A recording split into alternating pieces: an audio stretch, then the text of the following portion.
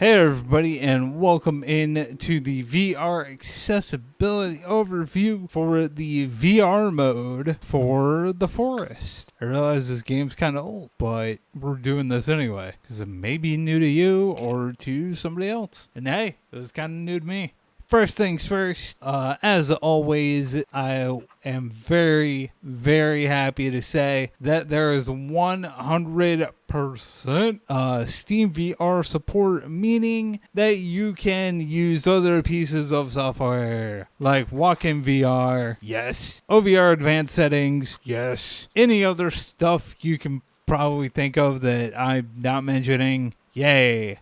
Going off of that, as I mentioned, walk-in VR and OVR advanced settings, with or without these programs, you can comfortably play this game while seated. So if that's all you really need to worry about, then yeah, you're good to go. Now, if you need more than just seated play though, walk-in VR is absolutely a must. It is a great thing to use being on PC. Now for movement, you only have the choice of smooth movement. I know that can be a bit of a deal breaker for some, so I, as always, wanted to mention it, and it'll always be in my notes regardless. Now, turning, however, is a bit of a weird one. The in-game options only show the option for snap turning and nothing else. But if you turn the snap degree percentage in the options to 0%, then all of a sudden you have smooth turning. So if you want smooth turning, you don't like snap turning, and maybe you are playing seated, so you obviously can't do physical turning, then yeah, you're good to go. Just turn that baby down to 0, and yeah, all you have to do.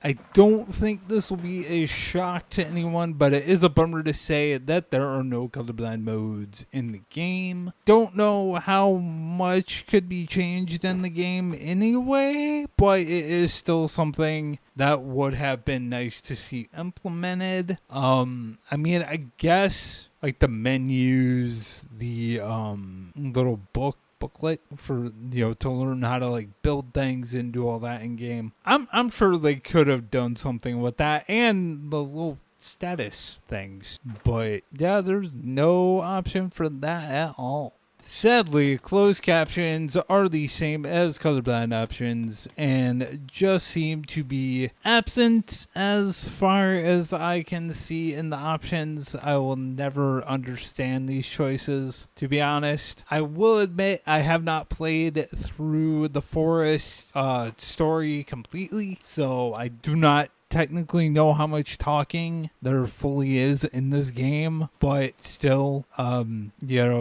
that's kind of important. Like, even ones for if things are going on in the surroundings would have been nice. They would be nice, even for people that have perfect hearing. I don't, but, it'd be good. Now to something a bit on the brighter side. Yay! There are 4 separate difficulty modes for you to choose from for how you want the game to be. You, of course, get normal, hard survival, and peaceful, which is the gameplay you're seeing. That's what I was on.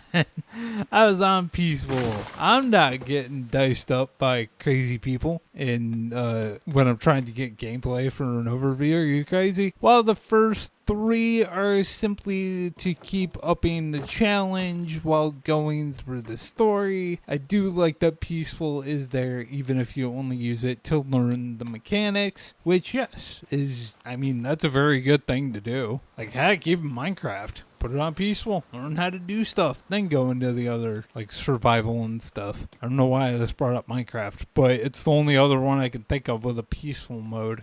And last but not least, arm and upper body movement. And I am going to say, and if you've seen the gameplay, I'm sure you're not going to be surprised at all when I say it is a full. Oh yeah, it's And again, in the gameplay, I'm sure you could tell why. But I want to start saying this. If this is the first overview of mine that you've seen, you're like, what the heck does this guy mean by full?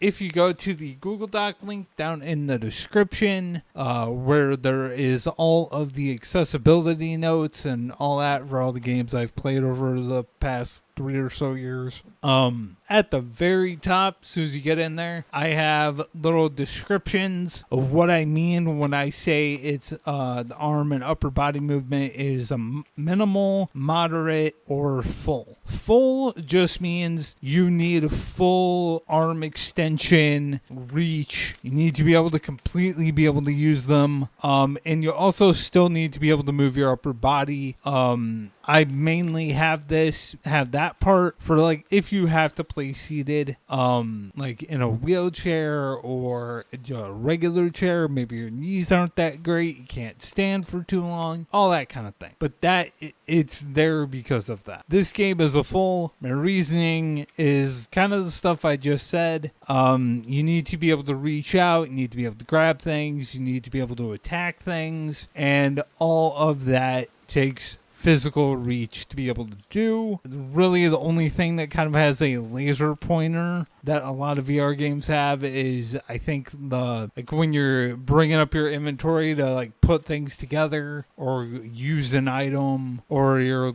in like the options menus and that kind of stuff. Other than that, it's physical arm movement all the way around, and there's not really any way of doing other stuff, like of changing that. Even with something like walk-in VR that can just a hold of a trigger and a little bit of wrist movement can make you go closer to an item, it's not going to help you be able to fully attack it unless you really got some strength in that wrist movement. Attacking and chopping down trees and chopping open briefcases and all of that stuff is not going to be doable otherwise. So I realized that even this alone may make this game a deal breaker for you, or maybe somebody that you know, when it comes to wanting to play it in VR. That sucks. Like, it really sucks when that happens, but it does happen. It's happened to me plenty of times as well. It's just what happens with VR games. It's kind of a hit or miss, but hey, happens. You win some, you lose some. All right. I know I rambled a bit in that last part, but now I want to say that this is the end of the VR accessibility overview for the VR mode for the Forest. If this helped you, or you think it can help somebody you know who's maybe been on the fence about wanting to play this game in VR, but they didn't know if it was going to be accessible, that's great. That's why I make the videos. That's why I do the notes. If I'm going to be going through and looking at everything and trying to figure out things to be able to play it myself, why not put the information out for everybody else? There's a bunch of people with disabilities and limitations in the world, and there's a lot of them that want to be in the VR space, a lot that are already in the VR space but want to play more games than they already can, but they don't have, they might not have too many sources that they can go to. I want to try and at least be one of them. But yeah, hopefully you are having a lovely day or night whenever you happen to be watching this, and I will see you later. All right, bye.